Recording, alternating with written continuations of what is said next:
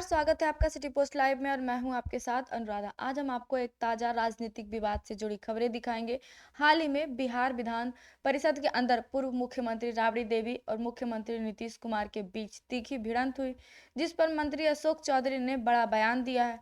अशोक चौधरी ने कहा कि भ्रष्टाचार और अपराध की स्थिति के बारे में क्या कहा जा सकता है। 2005 से पहले की स्थिति क्या थी, यह समझना बहुत जरूरी है। आज इन लोगों को यही सब दिखता है। इन्हीं लोगों ने बिहार की जनता से वोट लिया है, शासन किया, लेकिन क्या किया। अशोक चौधरी ने अपने बयान में यह भी कहा कि पूर्व मुख्यमंत्री राबड़ी देवी और मुख्यमंत्री नीतीश कुमार के जातिवाद को बढ़ावा दिया, धर्म को लेकर उन्माद फैलाया, दंगे कराए और समाज को तोड़ने की कोशिश की। उन्होंने आरोप लगाया कि इन नेताओं ने बिहार की जनता से वोट लिया है, लेकिन असल में बिहार की स्थिति में सुधार के बजाय केवल अपनी राजनीति की। और क्या कुछ कह रहे हैं अशोक चौधरी अपने बयान में, आप वो बयान सुने। असल में ये लोग जो हैं, हर व्यक्ति का अपना अपना कुछ कुछ लोग देवता योनि में जिनका कुछ लोगों का जन्म होता है, कुछ लोगों का राक्षस योनि में जन्म होता है, कुछ लोगों का अलग अलग।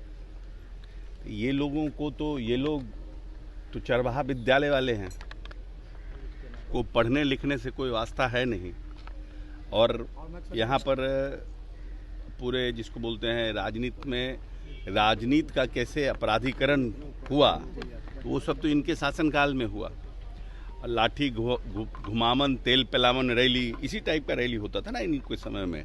इनके समय में कोई बिहार के नाम पर कोई लौंडा नाच, तब इस लोग उस सब के स्पेशलिस्ट पार्टी है ये कि नहीं। चरवाहा विद्यालय, लाठी घुमावन तेल पिलावन, लौंडा नाच, ये सब की स्पेशलिस्ट पार्टी है।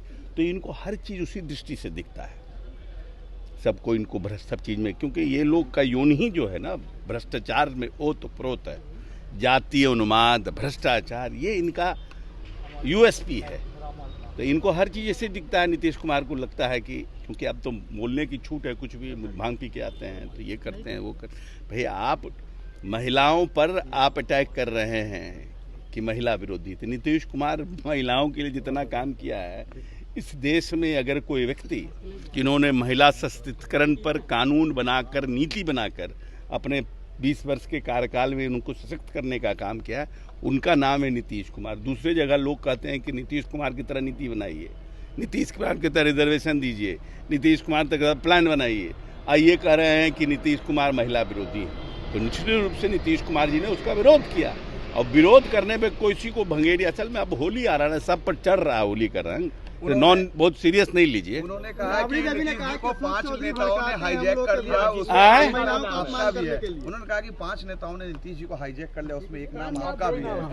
ऐसा है कि नीतीश कुमार जी का व्यक्तित्व इस देश में न इस दुनिया में कोई ऐसा पैदा नहीं हुआ है जो नीतीश कुमार को हाईजैक कर ले।